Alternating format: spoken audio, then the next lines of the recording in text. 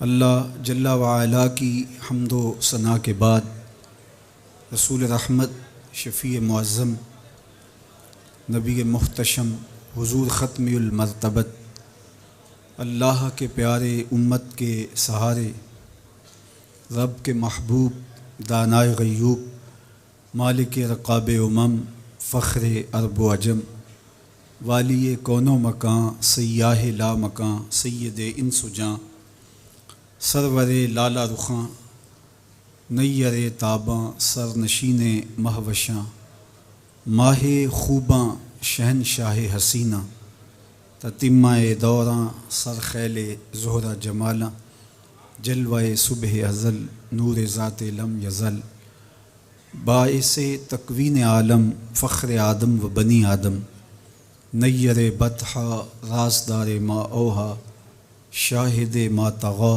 صاحب علم نشرہ، معصوم آمنہ احمد مجتبیٰ، حضرت محمد مصطفیٰ صلی اللہ علیہ وآلہ وسلم کے حضور ناز میں اپنی عقیدتوں، ارادتوں اور محبتوں کا خراج پیش کرنے کے بعد عالی مرتبت، ذی وقار علماء کرام، مہمانان محتشم،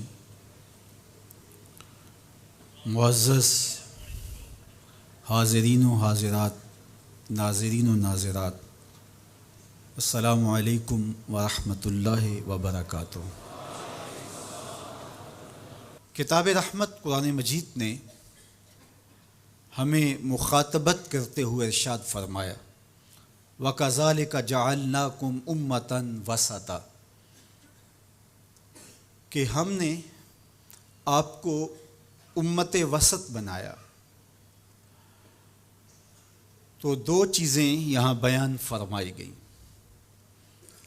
ایک تو ہمارا نام، ہمارا تعارف، ہماری پہچان امت کے ذریعے سے کی گئی ہے کہ تم امت ہو، اور یہ وہ امت ہے جو میرے حضور نے جوڑی ہے۔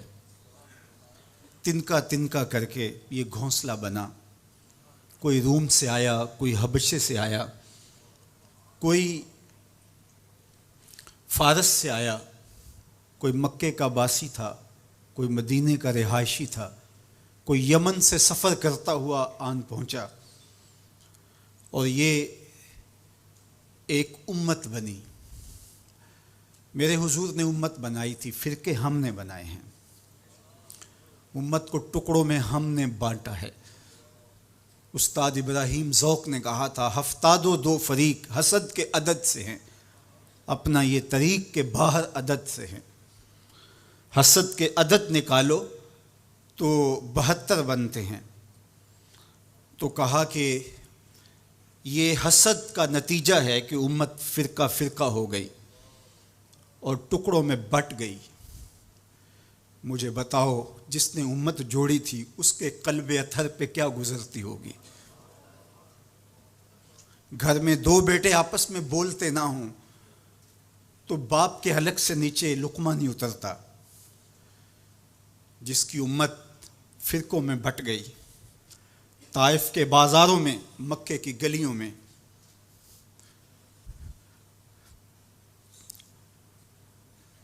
اور کہاں کہاں میرے حضور نے اس امت کے لیے دکھ جھیلے، تکلیفیں سہی،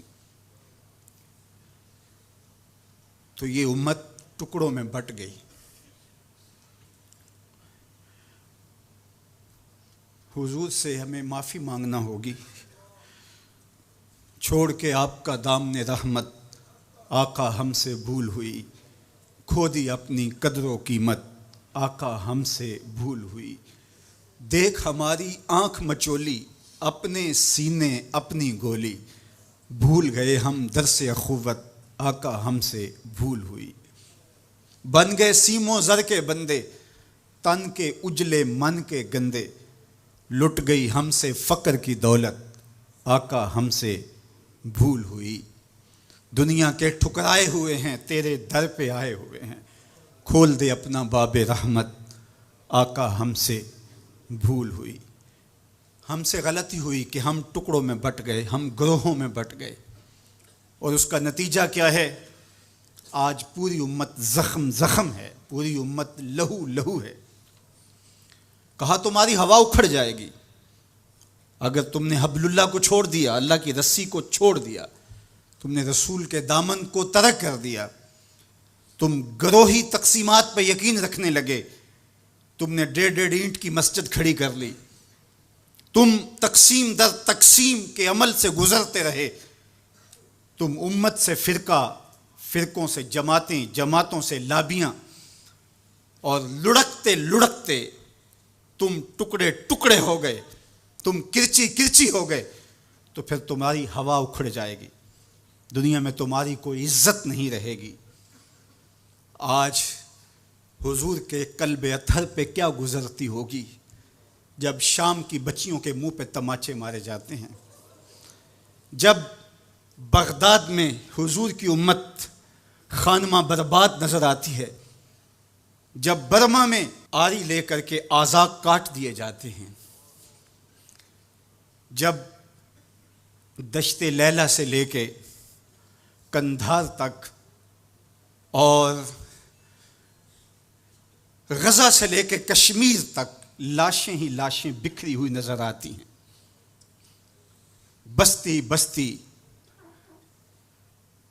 کریا کریا، صحرا صحرا خون، بستی بستی، کریا کریا، صحرا صحرا خون، امت والے امت کا ہے کتنا سستا خون، امت والے امت کا ہے کتنا سستا خون۔ شام، قدس، کشمیر اور برما، کس کس کا احوال کہوں؟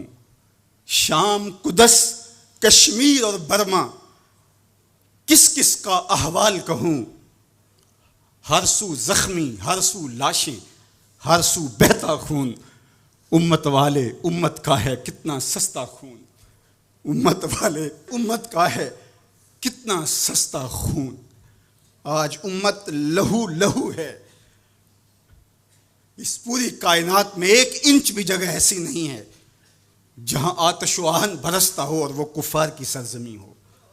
جہاں بھی خون بہتا ہے وہ بستی مسلمانوں کی ہے، جہاں لاشیں گرتے ہیں وہ گھر مسلمانوں کا ہے، جہاں عصمتیں لٹتی ہیں وہ خطہ مسلمانوں کا ہے۔ یہ ہمارے گناہوں کی سزا ہے جو ہم کاٹنے پہ مجبور ہیں، اور جب تک ہم امت نہیں بنتے تب تک رسوائیاں ہمارا مقدر ہوں گی اور ذلت ہمارا مقسوم ہے جب تک ہم ان کے دامن سے نہیں جڑ جاتے۔ قوت عشق سے جب دہر میں اجالا نہیں ہوتا تو پستیوں کو بلندیوں سے بدلنے کا کرینہ آپ نہیں سیکھ سکتے۔ نام محمد کو تھام کر کے، امت کی وحدت کے تصور کو اجاگر کر کے، حضور کا پاکیزہ وجود جو امت کی وحدت کا ضامن ہے، اس سے بے لوث محبت کا رشتہ اور الفت کا ربط جب تک مضبوط نہیں ہوتا تب تک ہم ان مشکلات سے کبھی بھی نہیں نکل سکتے۔ 1000 فلسفے تراش لیں، 1000 منطقیں بگھار لیں، لیکن کوئی نتیجہ نہیں ہوگا۔ تمہیں نتیجہ تب ہی ملے گا جب حضور کے قلب اطہر کو آرام پہنچاؤ گے، جب امت بن جاؤ گے، جب حضور علیہ السلام سے وابستگی اپنا شعار زندگی بنا لو گے، تو پھر دہر میں اجالا اور روشنی حضور علیہ السلام کے نام کے صدقے سے نصیب ہوگی، اور تقدیر کا قاضی تمہاری سزائیں معاف کر دے گا، اور پھر نتیجہ تمہارے سامنے اس صورت میں نمودار ہوگا کہ تم بحر و بر کے مالک ٹھہرو گے، اور کائنات کے اندر حضور کے ساتھ وفا کے رشتے کے نتیجے کے اندر لوح بھی تمہارے ہاتھ میں ہوگا، قلم بھی تمہارا ہی مقدر ہوگا۔ لیکن شرط یہ ہے کہ تم صحیح معنی کے اندر امت بن جاؤ۔ وَأَنْتُمُ الْعَالَوْنَ إِن كُنْتُم مُؤْمِنِينَ، یہ میرے رب کا وعدہ ہے، اور میرے رب کے وعدے سچے ہوتے ہیں۔ کہا تم ان کے بن کے تو دیکھو، عزت کا تاج میں تمہارے سر پہ رکھوں گا۔ یہ تمہاری غلطیوں کی تمہیں سزا دی جا رہی ہیں، عزتیں تمہارے لیے ہیں، وقار تمہارے لیے ہے، لیکن شرط یہ ہے کہ تم میرے بھی بن جاؤ، میرے رسول کے بھی بن جاؤ۔ تو پھر عزتیں تمہارا مقدر ہوں گی اور شانیں تمہیں عطا کی جائیں گی، تمہیں عزتوں کی مسندوں پہ بٹھایا جائے گا۔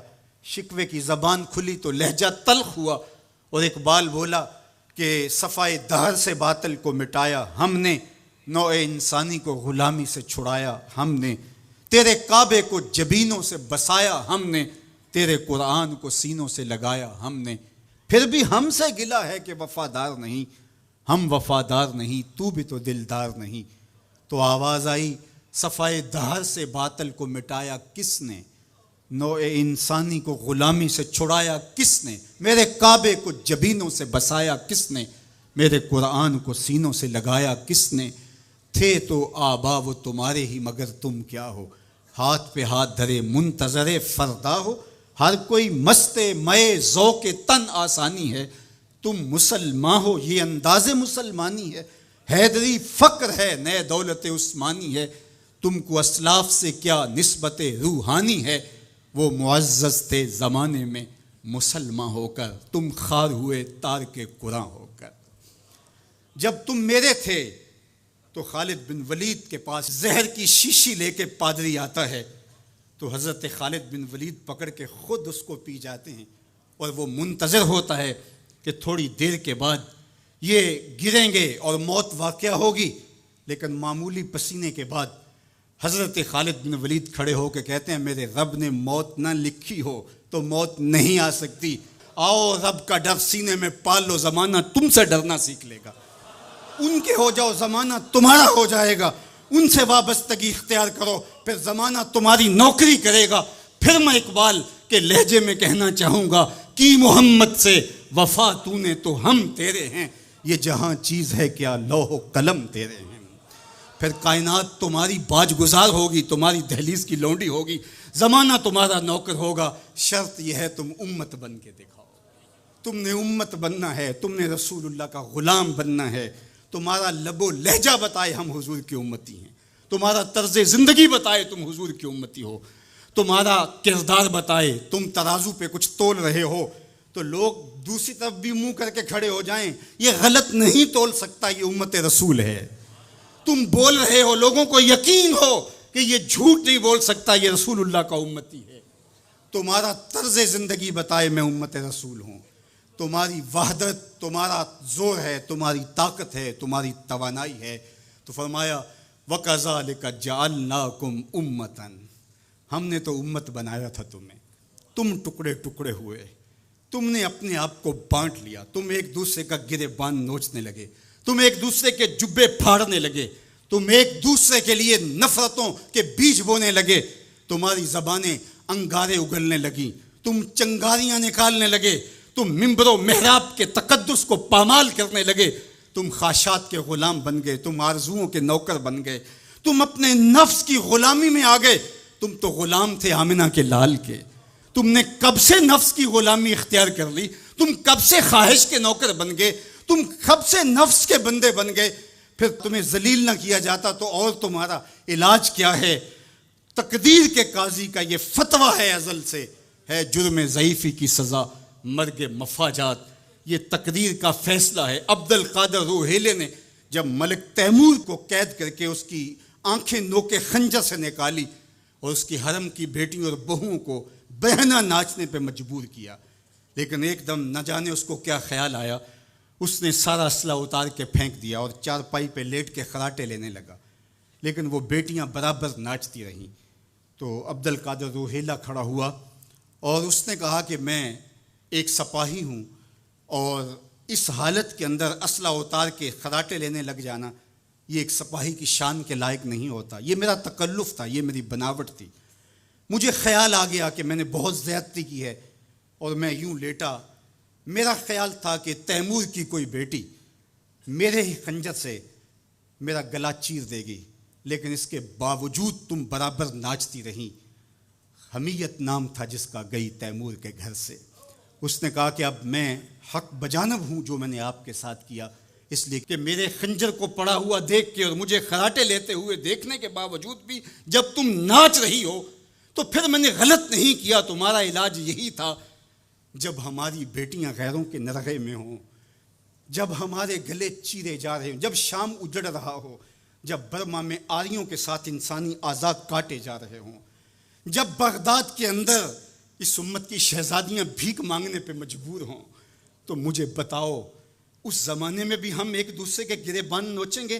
تو پھر جو ہمارے ساتھ ہو رہا ہے یہ ہماری سزا تھی، ہمیں امت بنایا گیا تھا، ہم نفس کے غلام بن گئے، ہم خواہشات کے نوکر بن گئے۔ تو میرے رب نے کہا وَكَذَلِكَ جَعَلْنَاكُمْ أُمَّةً۔ دوسری بات وسطا، تمہیں امت وسط بنایا۔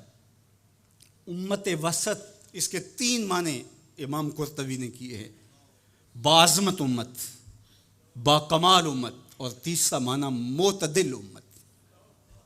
عظمت کے جس معراج پہ تمہیں بٹھایا تھا وہ کسی اور کا مقصوم نہیں تھا۔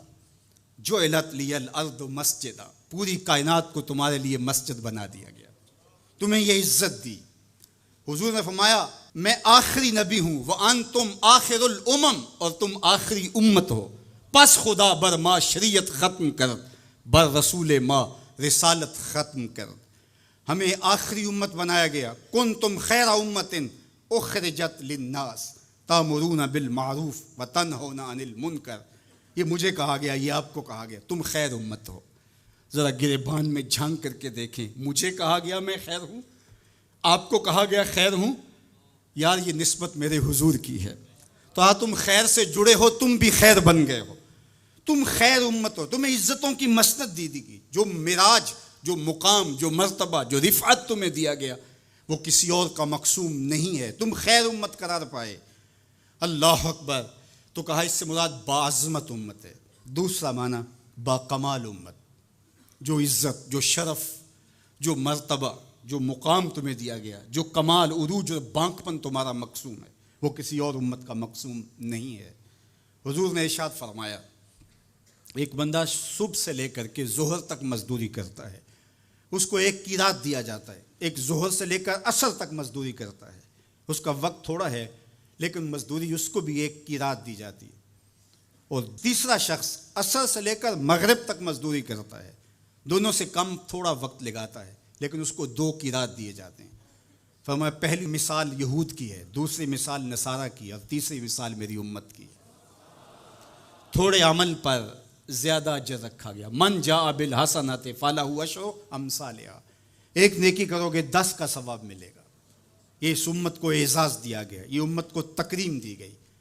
ایک بچہ حفظ قرآن کرتا ہے اور اپنے خاندان کے لوگوں کی شفاعت کرتا چلا جاتا ہے۔ بڑھاپے میں اترتا ہے ایک شخص، عمر کی کثرت کی وجہ سے وہ خاندان کی شفاعت کا اہل ہو جاتا ہے۔ کیا کیا شرف نہیں دیے گئے، کیا کیا مقام نہیں دیا گیا۔ اس امت کو عزتوں کی مسند پہ بٹھا دیا گیا۔ قیامت کے دن اعضائے وضو سے چمکتی ہوئی یہ امت سامنے آئے گی، دور سے پہچانے جائیں گے یہ محمد عربی کے غلام ہیں، چونکہ ان کے اعضاء چمک رہیں گے، روشنی نکل رہی ہوگی ان کے وجود سے۔ تیسرا معنی امت وسط کا معتدل امت، اعتدال کی راہوں پہ چلنے والی، نہ یہود کی طرح اور نہ نصارہ کی طرح افراط و تفریط کا شکار نہیں ہوں گے، بلکہ یہ اعتدال کی راہوں پہ گامزن ہوں گے، عقائد میں، اعمال میں، رویوں میں، طرز زندگی میں، انداز معاشرت میں، گفتگو میں، کلام میں، ہر لحاظ سے یہ اعتدال کی راہوں کے مسافر ہوں گے۔ جب یہ امت اعتدال کی راہوں سے نکلی اور ان میں غلوف پیدا ہوا یا ان کے اندر تفریط پیدا ہوئی تو نتیجہ یہ ہوا امت اپنے وقار کو کھو بیٹھی۔ یہود نے شان الوہیت اور شان رسالت کے اندر تنقیص کر دی اور انبیاء علیہم السلام کی دشمنی مول لی اور کتنے نبیوں کو ناحق قتل کیا۔ بنی اسرائیل نے 70 نبی شہید کیے۔ آج اگر راہ خدا میں ہمیں کوئی تکلیف پہنچتی ہے تو میں اور آپ ہوتے کون ہیں؟ اس راستے کے اندر تو نبی شہید کیے گئے۔ امام رازی نے تفسیر کبیر میں لکھا ہے کہ مکے سے طائف تک 70 ایسے نبیوں کی قبریں ہیں جن کی وفات صرف بھوک کی وجہ سے ہوئی ہے۔ یہ دین یوں ہی ہمارے تک نہیں پہنچا، یہ قدریں ہمارے تک یوں ہی نہیں پہنچی، ہمارے اسلاف کی قربانیوں کا نتیجہ ہے۔ اور دوسری جانب نصارہ نے انبیاء کے باب میں ایسا غلو کیا اور توحید کے عقیدے کو بھی بگاڑ کے رکھ دیا، حضرت عیسیٰ کو خدا کا بیٹا قرار دے دیا۔ تقانیم ثلاثہ میں مبتلا ہو کر کے 3 وجودوں کو انہوں نے معبود قرار دیا اور 3 وجودوں کے مجموعے کو الہ کہا۔ افراط اور تفریط کی راہوں پہ گامزن ہونے والے گمراہیوں کا شکار ہوئے، لیکن مجھے میرے دین نے، میرے اسلام نے جو عقیدہ دیا وہ صراط مستقیم کا عقیدہ دیا۔ اور ہر روز ہر نمازی ہر نماز کی ہر رکعت میں اصالتاً یا وقالتاً یہ کہتا ہے اہدنا الصراط المستقیم۔ یہ اتنی ضرورت ہے ہماری کہ اللہ سے مستقیم راہ مانگے، کہ چونکہ دونوں جانب لڑکنے کے اندیشے لمحہ لمحہ موجود ہیں، پھر اس کو اجالنے کے لیے آگے کہہ دیا کہ غیر المغضوب علیہم ولا الضالین، یعنی نہ تو گمراہوں کا راستہ اور نہ جن پر تیرا غضب ہوا ان کا راستہ، نہ افراط نہ تفریط کی راہ۔ مالک مجھے مستقیم راہوں کا مسافر رکھنا، سیدھی راہ پہ گامزن رکھنا، چونکہ سیدھی راہ پہ گامزن ہونا ہی ہدایت کی علامت ہے۔ جب ترازو کے دونوں پلڑے برابر رہتے ہیں تو اس کو عدل کہتے ہیں، اسی سے اعتدال نکلا ہے۔ کوئی پلڑا جھکا نہیں تو عدل کا نظم خراب نہیں ہوا۔ تم لمحہ لمحہ عدل کی راہوں پہ گامزن رہو گے، اپنا محاسبہ کرتے رہو گے، اپنے عقائد کا محاسبہ کرتے رہو گے، تمہارے عقائد میں خرابی نہیں آنی چاہیے۔ تمہارے 3 بنیادی عقیدے ہیں، عقیدہ توحید، عقیدہ رسالت اور عقیدہ آخرت۔ ان عقیدوں میں کبھی بھی بگاڑ نہ آنے دینا۔ اللہ جل شانہ کی جو شانیں ہیں، اللہ کی جو عظمت ہے، وہ تمہارے رگ و ریشہ میں ہر وقت اس کا رعب اور اس کی خشیت موجود رہنی چاہیے۔ انبیاء علیہ السلام کی عظمتوں کے باوجود کہیں ایسا نہ ہو کہ تمہارے عقیدوں کے اندر خرابی آئے اور تم کہیں غلوف کا شکار ہو جاؤ، جس طرح کہ نصارہ نے کیا۔ اللہ کی شانیں، اللہ کی عظمتیں وراء الورا ہیں۔ اور پھر دوسری بات، کہیں ایسا نہ ہو کہ توحید کے نشے میں تم انبیاء کی تکثیر کرنے لگ جاؤ اور نبی کی شان تمہارے لیے تکلیف کا سبب بننے لگ جائیں۔ شاید اس سے توحید میں کوئی فرق آتا ہے۔ میاں توحید میں فرق نبی کی عظمت سے کیسے آئے گا؟ اس لیے کہ نبی کو عظمت دینے والا تو میرا رب ہی ہے۔ وَرَفَعْنَا لَكَ ذِكْرَكَ۔ اور پھر تیسری بات، عقیدہ آخرت۔ آخرت کا عقیدہ یہ ہے کہ ہم نے اس دنیا پر بیٹھ نہیں رہنا، بہرحال اللہ کی طرف سے جو اس کے علم میں متعین ہماری زندگی ہے اس کو گزارنے کے بعد ہم نے یہاں سے رخصت ہونا ہے۔ وہ ہم جوانی میں چلے جائیں، ہم بڑھاپے میں چلے جائیں، یا ارذل العمر کے بعد ہم اس دنیا سے رخصت ہوں، یا بچپن میں چلے جائیں، یہ ہمارے علم میں نہیں ہے، یہ امر ہم سے مخفی رکھا گیا، یہ اللہ کی حکمت ہے۔ لیکن یہ طے شدہ ہے کہ ہم نے یہاں بیٹھ نہیں رہنا، اور جب یہاں سے جانا ہے تو ایک دوسرا جہاں ہمارے لیے منتظر ہے، اور وہاں ہم نے ایک ایک عمل کا حساب دینا ہے۔ ثم لتسألن یومئذ عن النعیم۔ اس دن ایک ایک عمل کے بارے میں پوچھا جائے گا۔ اللہ اگر چاہے تو ہم سے گرفت کر لے، اور اگر چاہے تو اپنے کرم سے معاف کر دے۔ اگر وہ معاف کرنا چاہے تو کوئی پوچھ نہیں سکتا کہ اتنا بڑا پاپی اور مجرم تھا، اسے معاف کیوں کیا گیا۔ اور اگر وہ گرفت کرنا چاہے تو کسی کو حق نہیں ہے کہ وہ یہ کہہ سکے کہ مجھے گرفت کیوں کی گئی۔ تو ایمان بیم و رجا کے درمیان ہے۔ الایمان بین الخوف والرجا، ایمان خوف اور امید کی درمیانی کیفیت میں ہے۔ ڈر بھی لگا رہے، دھڑکا بھی لگا رہے، اور امید کے چراغ بھی بجھنے نہ پائے۔ فضل دی آس ہے مینوں تے نالے ڈر بھی آندا ہے۔ فضل کی امید بھی رہے لیکن خوف بھی طاری رہے، پکڑا بھی جا سکتا ہوں، گرفت بھی ہو سکتی ہے، اس کی پکڑ بھی بڑی سخت ہے۔ ان بطش ربک لشدید، تیرے رب کی پکڑ بہت سخت ہے۔ جب وہ پکڑتا ہے تو پھر کوئی اس سے اپنے آپ کو چھڑوا نہیں سکتا۔ اللہ اکبر۔ تو اس کی پکڑ کا خوف بھی رہے، لیکن وہ کریم بھی ہے، وہ معاف کرنا چاہے۔ ما یفعل اللہ بعذابکم، وہ تمہیں عذاب دے کے کیا کرے گا؟ اگر تم اس کا شکر کرنا سیکھ جاؤ تو وہ تو تمہارا رب ہے، وہ تمہیں عذاب دے کے کیا کرے گا؟ تو امید بھی روشن رہے، اور خوف بھی طاری رہے۔ تمہید الایمان کے اندر شیخ عبدالحق محدث دہلوی علیہ رحمہ حضرت سیدنا عمر رضی اللہ تعالیٰ عنہ کا قول بیان کرتے ہیں کہ وہ فرماتے ہیں کہ اگر مجھے یہ پتہ چلے کہ سارے لوگ جنت میں جائیں گے، ایک شخص جہنمی ہوگا، تو میں ڈرتا ہوں کہیں وہ ایک میں ہی نہ ہو جاؤں۔ اور اگر مجھے یہ پتہ چلے کہ سارے لوگ جہنم میں جائیں گے اور ایک ہی جنت میں جائے گا، تو مجھے امید ہوگی شاید وہ ایک میں ہی ہو جاؤں۔ اور ہم کہتے ہیں فلاں اگر جنت میں چلا گیا، فلاں اگر بخشا گیا تو میں بھی چلا جاؤں گا۔ ہم نے اپنی آخرت دوسرے سے جوڑ دی، فلاں بخشا گیا تو میں بھی بخشا جاؤں گا۔ وہ کہتے ہیں اگر سارے جنت میں جائیں، یہ خبر ہو کہ ایک نے جہنم میں جانا ہے، تو میں ڈرتا ہوں کہیں وہ ایک میں ہی نہ ہو جاؤں، وہ میں ہی نہ پھنس جاؤں۔ ایک بچہ تھا، گھر سے روتا ہوا نکل گیا اور جنگلوں کے اندر آنسو بہاتا ہے۔ کوئی درویش ملا، اس نے کہا کیا ہوا؟ کہا مجھے اللہ سے بڑا ڈر لگتا ہے۔ میرے حضرت قبلہ خواجہ محمد یعقوب مصطفی رحمۃ اللہ تعالیٰ علیہ، آپ کے یہاں نشان پڑ گئے تھے رو رو کے، ان کی ہڈیوں میں درد بھرا ہوا تھا، یہاں رو رو کے نشان پڑ گئے تھے۔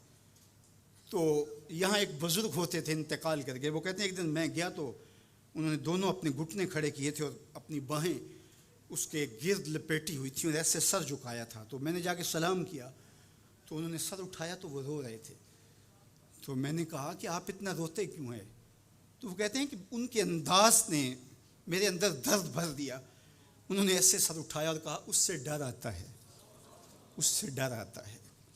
کرم دی آس ہے مینوں تے نالے ڈر بھی آندا ہے، فضل دی آس ہے مینوں تے نالے ڈر بھی آندا ہے۔ یہ امید کہ میری بخشش و مغفرت ہو، اور یہ خوف کہ اگر میں پکڑا گیا۔ تو وہ بچہ رو رہا تھا، تو اس فقیر نے پوچھا بیٹے کیوں رو رہے؟ کہ اللہ کا ڈر آتا ہے۔ تو کہا تمہارے دامن پہ تو گناہ ہی نہیں۔ کہتے ہیں بڑے کی عزت اس لیے کرو کہ اس کی نیکیاں زیادہ ہوں گی، اور چھوٹے کی تکریم اور شفقت اس لیے کرو اس کے دامن پہ گناہ نہیں ہے۔ اللہ اکبر۔ ہم لوگوں کے گناہ دیکھتے ہیں اور اپنی خوبیاں دیکھتے ہیں۔ صوفیاء کا ایک جملہ ذہن کی تختی پہ لکھ لیجئے، جب عیب دیکھنے کا شوق آئے وہ کہتے ہیں اپنے اندر اتر جاؤ، اور جب خوبیاں دیکھنے کا شوق آئے تو دوسروں کو دیکھو، دوسروں کو دیکھو، کسی کے اندر کوئی خوبی، کسی کے اندر کوئی خوبی۔ تو کہا کہ اللہ سے ڈر آتا ہے۔ تو کہا کہ بیٹے تم نے تو گناہ ہی کوئی نہیں کیے۔ تو کہا آج میں نے عجیب ماجرا دیکھا جس نے مجھے گھر سے نکال دیا۔ کہا کیا؟ کہا کہ میری ماں کھانا پکانے کے لیے چولہے میں آگ جلانے لگی، تو اس نے لکڑیاں رکھی، تو لکڑیوں کو آگ نہیں لگ رہی تھی، تو اس نے چھوٹی چھوٹی لکڑیاں توڑ کے پہلے نیچے رکھی اور پھر ان کو آگ لگائی۔ ان کو آگ لگی تو پھر بڑی لکڑیوں کو بھی لگی۔ تو میں روتا ہوا گھر سے بھاگ آیا ہوں جنگل میں، کہیں ایسا نہ ہو کہ قیامت کے دن بڑے بڑے مجرموں کو آگ نہ لگے تو چھوٹے چھوٹوں کو رکھ دیا جائے۔ تو جب خوف سرایت کرتا ہے تو یہاں عمر نہیں دیکھی جاتی، اور بڈھا پاپی سب سے بدترین شخص وہ ہے جو بڑھاپے کے باوجود بھی بدکاری نہیں چھوڑتا۔ کہتے ہیں جب کوئی بندہ 40 سال کا ہوتا ہے پھر اس کا عذر باقی نہیں رہتا، 40 سال تک اس کا عذر باقی رہتا ہے، لیکن جب 40 سال کا ہو جائے، اب سن کہولت میں آ گیا، اب اگر وہ گناہ کرتا ہے تو کوئی عذر نہیں ہے۔ ہڈیاں کمبن گوڈے کھڑکن تے اڑ گیا لک تیرا، اجے بھی بدیوں باز نہ آئیوں جیو مرد دلیرا، یا ایھا الانسان ما غرک بربک الکریم۔ میرا رب پکار پکار کے کہہ رہا ہے او بھاگنے والے انسان آجا پلٹ کے، تیرا رب بڑا ہی کریم ہے۔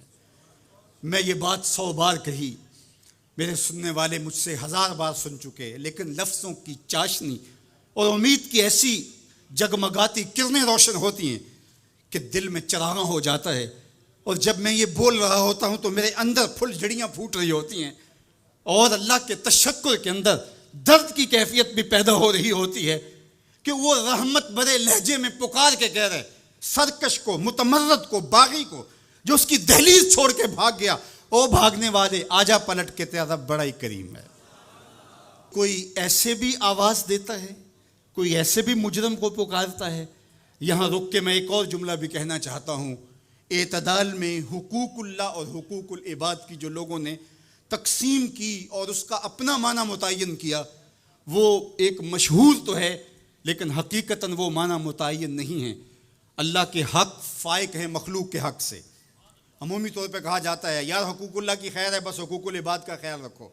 یہ عمومی بات کہی جاتی ہے. تو یہ بات اچھی طرح ذہن نشین کر رہے ہیں. یہ بھی آپ کے اعمال میں اور آپ کی افکار میں اور آپ کے نظریات میں غلو پیدا ہو گیا کہ آپ نے اللہ کے حق کو کمتر سمجھ لیا اور مخلوق کے حق کو غالب سمجھ لیا. ایسا نہیں ہے، اللہ کے حق سب سے زیادہ ہیں. اللہ تعالیٰ قرآن مجید میں ایک موقع پر ارشاد فرمایا وَمَا قَدَرُ اللَّهَ حَقَّ قَدْرِهِ، انہوں نے اللہ کی قدر کا حق ہی ادا نہیں کیا. وہ تمہارا خالق لگتا ہے، خالق کے بڑھ کے حق کس کے زیادہ ہو سکتی ہے؟ تو جو مختلف روایات کے اندر حقوق العباد کی طرف توجہ دلائے گی تو اس کا مطلب یہ ہے، مفہوم یہ ہے کہ اللہ تو کریم ہے، وہ معاف کر دے گا، بندہ تو معاف نہیں کرے گا. بالخصوص قیامت کے دن جب پھنس گیا اور اس کی اپنی بدعمالیاں بھی اس کے پاس ہوئیں اور کسی نے اس کا حق غصب کیا ہوا ہوگا تو پھر کیا ہوگا؟ اب وہ تو خود پھنسا ہوا ہے تو وہ کبھی نہیں چھوڑے گا. اب اللہ تعالیٰ کس طرح اس معاملے کا حل فرمائے گا کہ یہ شخص جس نے حق کھایا ہے، جس نے زیادتی کی ہے، تو اس دوسرے شخص کو اپنی نیکیاں دے گا. نیکیاں لینے کے باوجود بھی اگر وہ پاپی اتنا بڑا ہے کہ ابھی بھی کام نہیں بنتا اور اس کے ذمے قرض بھی باقی رہ گیا تو پھر یہ اس کو اپنے گناہ دے گا. تو اب قیامت کے دن کون چھوڑے گا؟ جہنم کی دہکتی ہوئی آگ سامنے ہوگی اور ایک بندہ پھنسا ہے اور یہ بھی پھنسا ہوا ہے تو اس کی جان اس کو اپنے گناہ دے کے اس کی نیکیاں لے کے چھوٹ رہی ہے تو وہ کیسے معاف کرے گا؟ وہ نہیں معاف کرے گا. اس لیے اس معنی کے اندر کہا کہ حقوق العباد میں کوتاہی نہ کرنا، اس لیے کہ اس کی معافی نہیں کرے گا. وہ اس کے پاس ایک چیز ہاتھ لگ جائے گی وہ تو غنیمت سمجھے گا. تو اس کا یہ مطلب بھی کہیں نہیں ہے کہ بندے کے حق کہیں غالب اور زیادہ ہیں، اللہ کے حق کم ہیں. جو حق بندے کا اللہ پر ہے، اللہ نے تو پیدا کیا ہے. الذی خلقک فسواک فعدلک، کہا تیرے حق میرے اوپر زیادہ ہیں اس لیے کہ میں تیرا خالق لگتا ہوں. میں آپ سے پوچھتا ہوں اس دنیا پر، اس عالم رنگ و بو میں، اس مادی کائنات میں سب سے زیادہ آپ کے کندھوں پر کس کے حق ہیں؟ تو آپ سب کہیں گے ماں کے حق. حضور سے بھی پوچھا گیا من ابرو، حضور میں سب سے زیادہ کس کے ساتھ حسن سلوک کروں؟ یہ حضور سے سوال کیا گیا تو میرے آقا کریم نے فرمایا امکت، اپنی ماں کے ساتھ. تو اس نے پھر دوبارہ سوال کیا، پھر حضور نے فرمایا کہ اپنی ماں کے ساتھ. پھر کہا حضور میں سب سے زیادہ نیکی کس سے کروں؟ میری نیکیوں کا، میرے حسن سلوک کا سب سے زیادہ حقدار کون ہے؟ تو آقا کریم نے فرمایا امکا، تیری ماں. تو پھر اس نے چوتھی مرتبہ کہا تو حضور نے فرمایا تیرا باپ. تو 3 مرتبہ حضور نے ماں کا ذکر کیا. علماء نے یہاں لکھا کہ والد اولاد کی تربیت کرنے کے لیے مشقت سہتا ہے، کمائی کرتا ہے، یہ ایک مرحلہ ہے اس کا. ماں 9 ماہ تک اس کو اپنے پیٹ میں رکھتی ہے، ایک مرحلہ یہ. پھر ولادت کا دوسرا مرحلہ، زچہ بچہ دونوں کے لیے موت و حیات کی کشمکش ہے.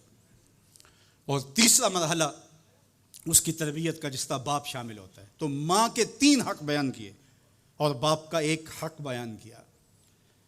مجھے بتاؤ وہ ماں اور وہ باپ جو اولاد کو اپنی آنکھوں کا تارا اور نور نظر کہتی ہے، کیا اس کے حق ساری زندگی بھی کوئی لگا رہے تو ادا کر سکتا ہے؟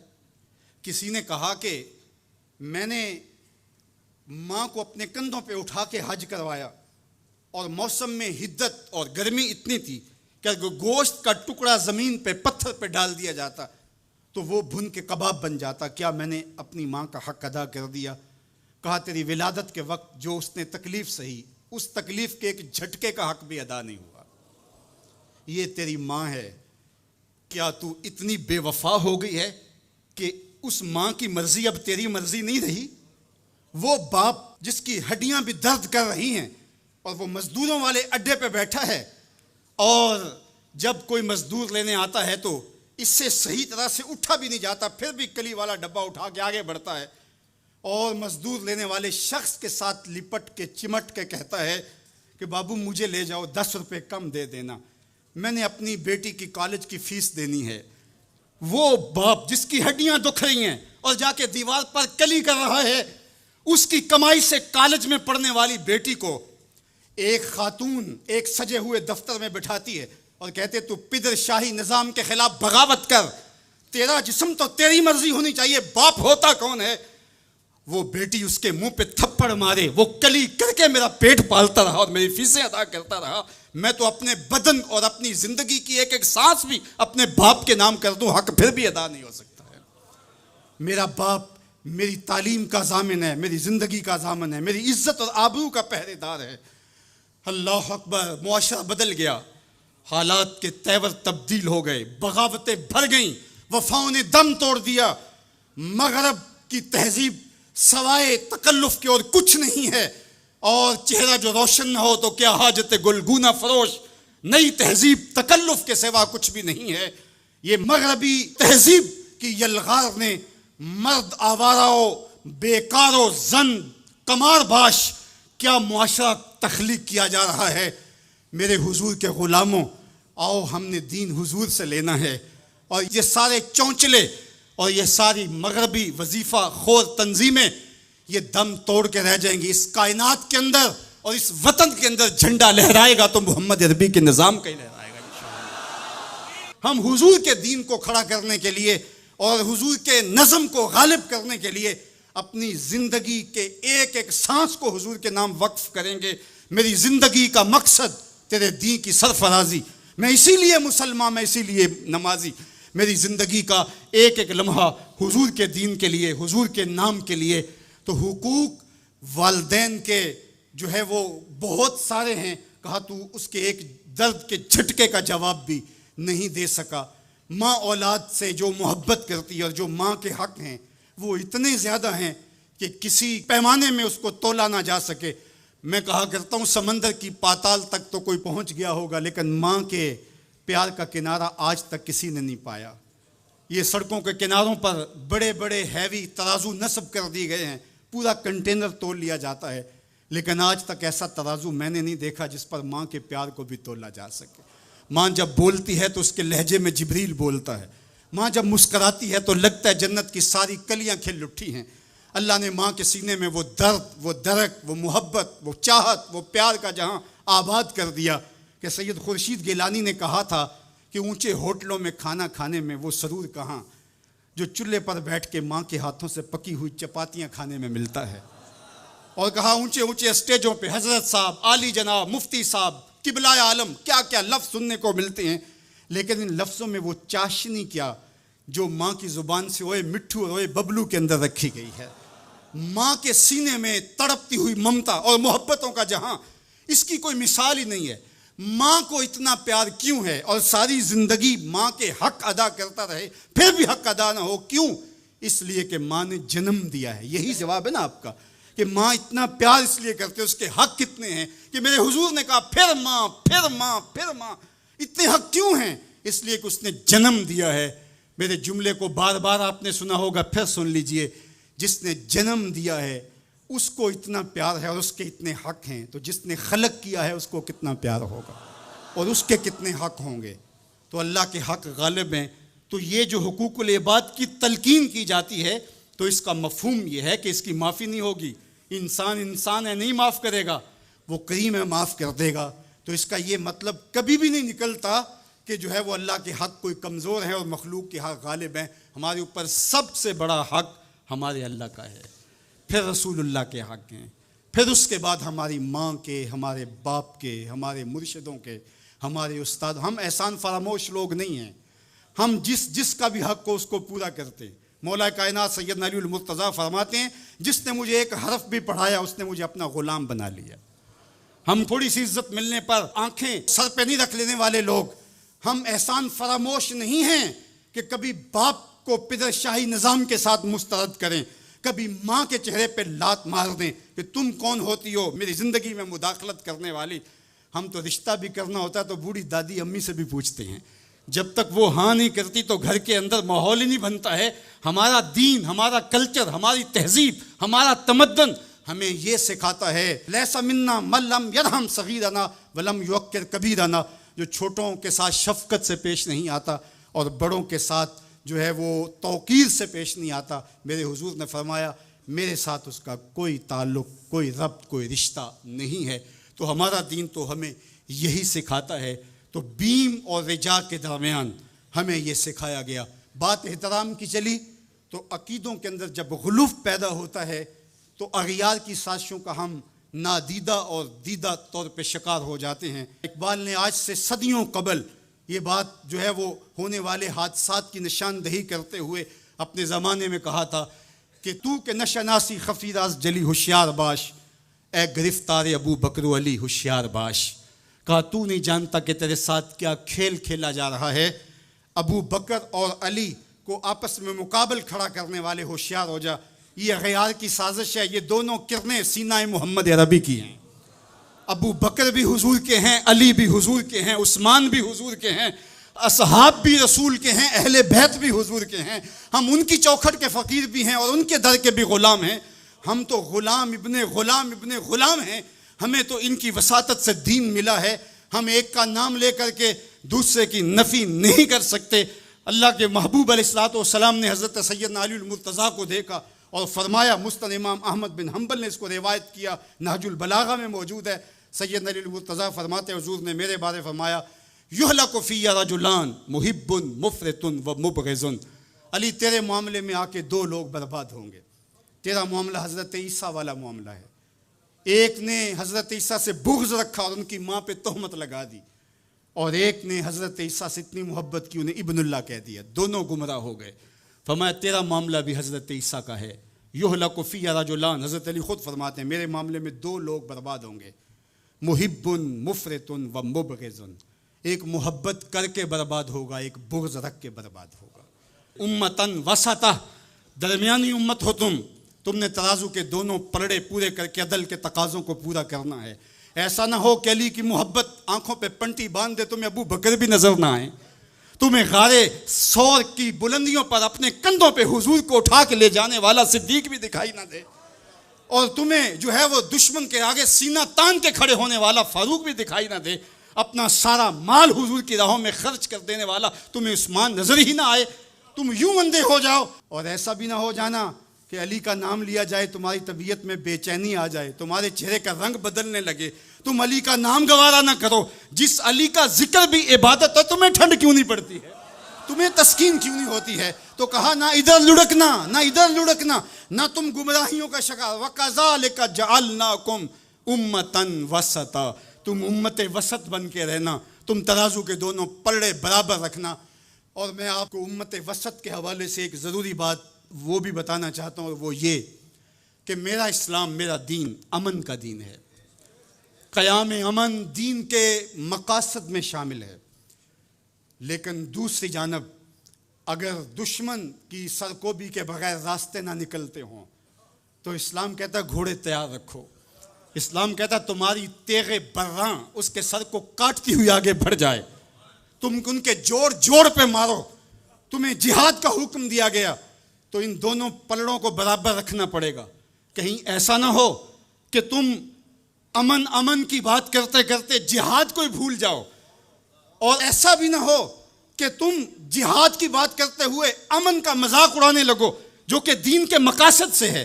جہاد بھی امن کے قیام کے لیے کیا جاتا ہے. آپ فقہا سے پوچھیں، فی نفس ہی قتال قبح ہے، حسن نہیں ہے، فی نفس ہی. لیکن یہ حسن کیسے ہوا؟ لغیر ہی ہوا، یعنی چونکہ قتال سے پھر پائیدار امن آئے گا، لہٰذا یہ مجبوری قبول کر لی گئی. تو اصل امن ہے، امن کے قیام کے لیے جہاد کیا گیا، اور اس میں تمہارا نفس نہیں آنا چاہیے. حضرت علی کے منہ پہ تھوک دیا جاتا ہے، پیچھے ہٹ جاتے ہیں چھاتی سے، علی کا نفس شامل ہو گیا. یہ ہمارا دین ہے. شہادت ہے مطلوب و مقصود مومن، نہ مال غنیمت نہ کشور کشائی، شہرت پسندی کے لیے. ابو امامہ الباہلی فرماتے ہیں حضور علیہ الصلوۃ والسلام سے پوچھا، ایک شخص شہید ہو جاتا ہے، جان راہ خدا میں وار دیتا ہے، لیکن اس کے دل میں ہے کہ چلو میری شہرت بھی ہو جائے گی تو اس کو اجر ملے گا. میرے حضور نے فرمایا فلا شیء لہ، اسے کوئی اجر نہیں ملے گا. تو کہتے ہیں میں سمجھا کہ میں اس بات کو صحیح طرح سے بیان نہیں کر پایا، تو میں نے پھر کہا حضور اعلاء کلمت الحق کے لیے، دین کی سربلندی کے لیے اس نے یہ سب کچھ کیا ہے، لیکن ساتھ یہ بھی ہے کہ چلو ناموری بھی تو ہوگی. حضور نے پھر فرمایا فلا شیء لہ، اسے کوئی اجر نہیں ملے گا. تیسری مرتبہ پھر پوچھا حضور اس کا مقصد اللہ کے جھنڈے کو اونچا کرنا، اعلاء کلمت الحق، لیکن ساتھ یہ بھی ہے چلو ناموری بھی تو ہوگی.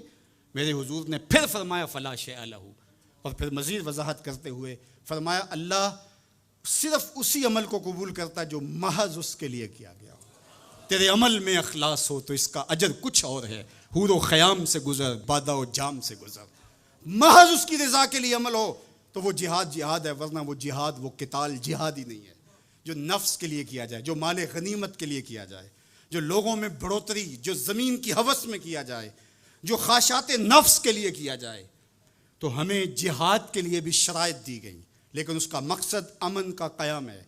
تو بعض اوقات ہم یہاں توازن برقرار نہیں رکھ پاتے، اور توازن کا برقرار نہ رکھنا بہت سخت نقصان کا سبب بن جاتا ہے۔ یہ بلڈ پریشر تھوڑا سا اوپر نیچے ہو گیا زندگی لے جاتا ہے۔ اب کہیں یہ تھوڑا سا ہی نیچے ہوا، کیا فرق پڑا اس سے؟ میاں اس توازن کا نام ہی تو صحت ہے، صحت کا نام ہی تو زندگی ہے۔ 1262 سے لے کر کے 1290 تک خاقان اعظم قبلائی رہا۔ اس کے اندر دلچسپی پیدا ہوئی، مختلف مذاہب کی طرف رغبت پیدا ہو گئی۔ اس نے مختلف مذاہب کو ماننے والوں کو اپنے پاس بلایا۔ غلام مرتضیٰ میکش نے یہ تاریخ اسلام میں سارا واقعہ لکھا ہے، اور اس نے بدھ مت کے لاماؤں کو، ہندوؤں کے بڑوں کو، جوگیوں کو، پادریوں کو، سب کو بلا کے کہا مجھے اپنے اپنے مذہب کے حوالے سے کچھ بتاؤ۔ تو جو عالم دین گیا مسلمانوں کی طرف سے، اس نے جہاد کی آیتیں پڑھی، اور جس میں کفار کو قتل کرنے کا حکم نامہ تھا۔ تو قبلائی خان نے کہا کہ تمہارا دین کافروں کو قتل کرنے کی تلقین کرتا ہے؟ اس نے کہا ہاں۔ تو کہا پھر آپ ہمیں قتل کیوں نہیں کرتے؟ تو کہا کہ ہمارے پاس طاقت نہیں ہے۔ تو اگر طاقت ہو تو کہا پھر ہم تمہیں کاٹ دیں۔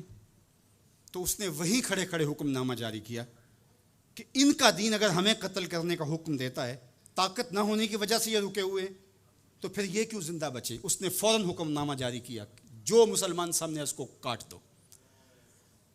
مسلمان گاجر مولی کی طرح کٹنے لگے۔ یہ کلمہ حق کہہ کے آیا تھا وہاں۔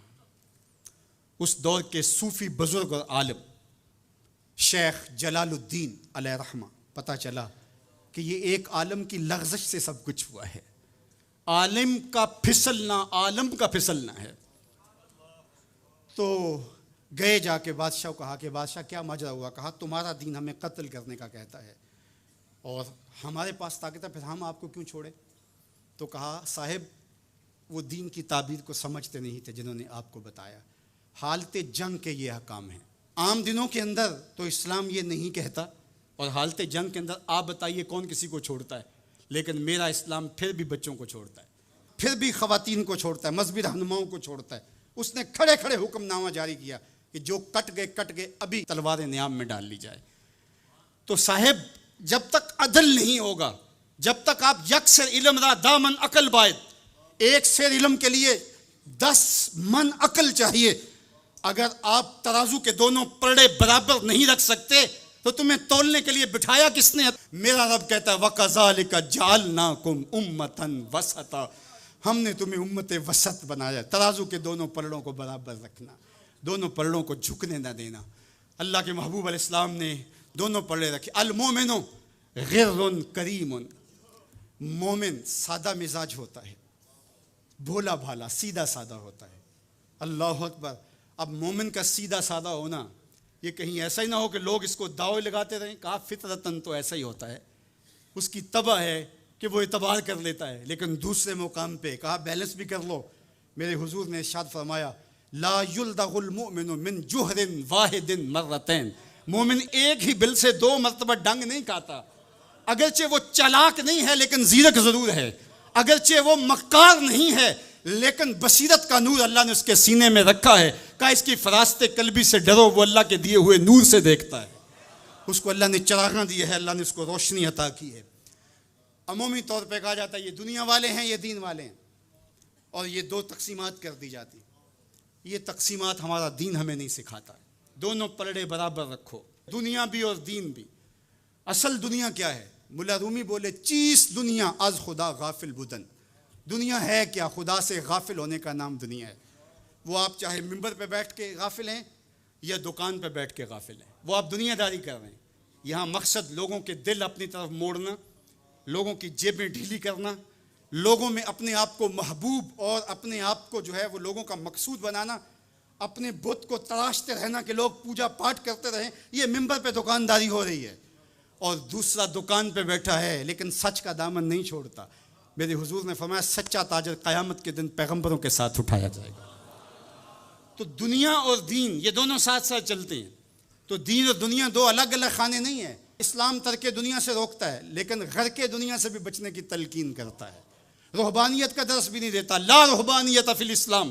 اسلام میں رہبانیت نام کی کوئی چیز نہیں ہے کہ تم گھر بار چھوڑ دو, تم بستی چھوڑ دو, تم کوہ غار کی زندگی اختیار کرو. اسلام کا یہ مزاج نہیں ہے. ابھی بات ہو رہی تھی, حضور نے مواخات قائم کیے مدینہ المنورہ میں, 2 مرتبہ قائم کیے. ایک دفعہ حضور نے مکے میں قائم کیے تھوڑے صحابہ کے درمیان.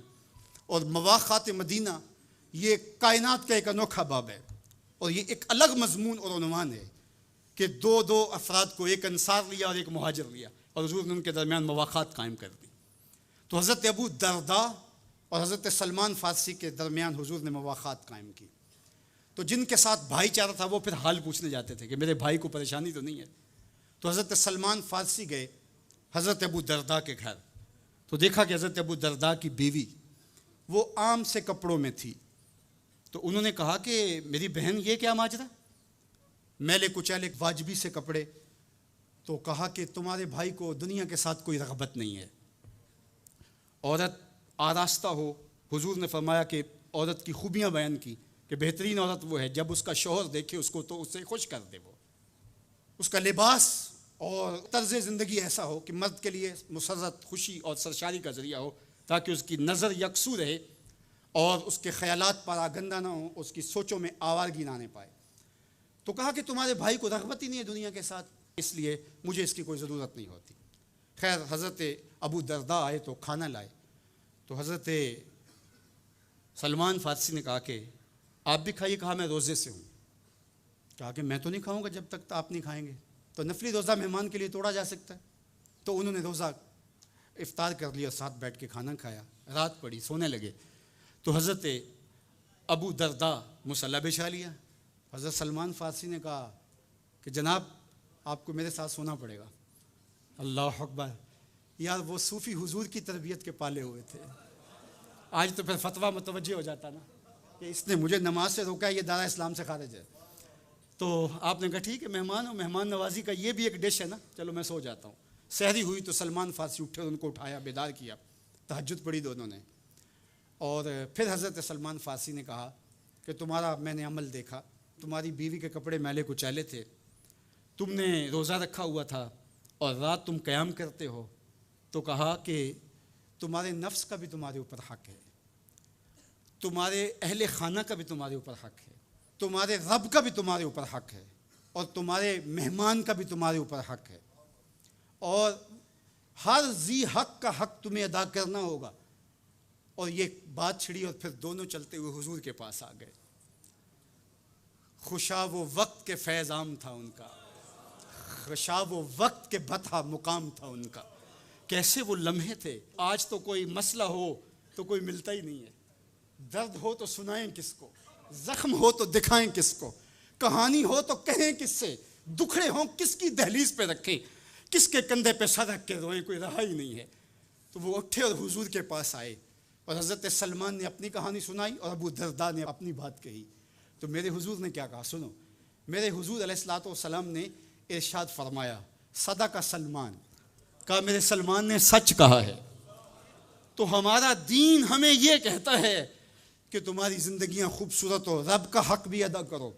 اور حضور نے ایک شخص کو دیکھا وہ سخت کمزور ہے. تو آقا کریم نے فرمایا کہ کیا ماجرا ہے, تم بہت کمزور ہو. اس نے کہا کہ بہت ساری مصیبتیں ہیں جو میرا رخ کر رہی ہیں.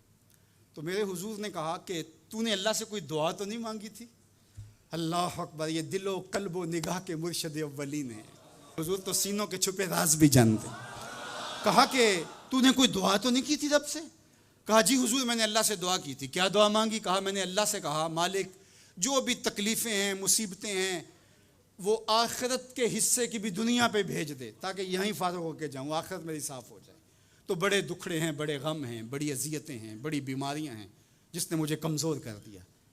تو بظاہر بڑی اچھی بھلی بات تھی کہ سارے دکھڑے دنیا پہ لے لی, آخرت صاف کر لی. لیکن میرے حضور نے کیا ارشاد فرمایا, فرمایا تم نے یہ کیوں کہا کہ آخرت کے دکھ بھی دنیا پہ مل جائیں, تم نے یہ کیوں نہیں کہا ربنا آتنا فی الدنیا حسنۃ وفی الآخرۃ حسنہ, اللہ دنیا میں بہتریاں دے دے آخرت میں بھی بہتریاں. وَكَذَلِكَ جَعَلْنَاكُمْ أُمَّةً وَسَطًا, جب تک ترازو پورا نہیں رکھو گے, جب تک دونوں پلڑے برابر نہیں ہوں گے تم آگے کبھی نہیں بڑھ سکو گے۔ یار میں تو سفر پہ نکلتا ہوں تو میرا ساربان گاڑی روک کے کہتا ہے میں نے ہوا چیک کروانی ہے، کسی ٹائر میں ہوا کم نہ ہو۔ مجھے تو لگتا نہیں، وہ کہتا ہے مجھے پتہ ہے گاڑی ڈول رہی ہے۔ یار ایک ٹائر میں ہوا کم ہو تو سفر نہیں ہو سکتا، تو کہیں ٹائر پھولا ہو اور کہیں چپکا ہوا ہو تو تم سمجھتے ہو مدینے پہنچ جائیں گے، مدینے نہیں پہنچ سکتے، تم تو کہیں نہیں پہنچ سکتے۔ وَكَذَلِكَ جَعَلْنَاكُمْ أُمَّةً وَسَطًا، دونوں ترازو کے پلڑے برابر رکھو، دونوں ٹائروں کے اندر ہوا پوری رکھو، پھر تمہاری گاڑی فراٹے بھرتے ہوئے مکے بھی پہنچے گی، مدینے بھی پہنچے گی۔ اس لیے کہا کہ تم نے امت وسط بننا ہے، اپنے دامن کو کبھی بھی دائیں بائیں جھکنے نہیں دینا، افراط و تفریط کا شکار نہیں ہونے دینا۔ طاعت اور خدمت خلق کے مابین بھی عمومی طور پہ ہمارے معاشرے کے اندر ایک غلط فہمی پائی جاتی ہے۔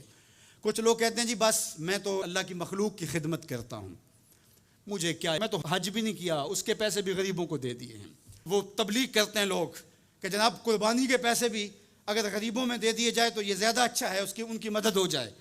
تو وہ اس خدمت خلق میں اتنا غلو کر جاتے ہیں کہ وہ اسلام کے شعار کا مذاق اڑانے لگ جاتے ہیں، اور جو عبادت والے ہیں انہیں ہمسائے کو دیکھنے کا موقع بھی نہیں ملتا۔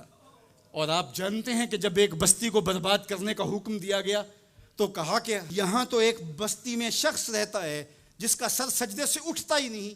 کہا میرے بندوں کے اوپر قیامتیں ٹوٹیں اور ان کے اوپر ظلم اور جبر کے پہرے ہوں اور اس کے ماتھے پہ شکن نہیں آتا، اس کے سمیت ہی بستی کو لٹ کے رکھ دو۔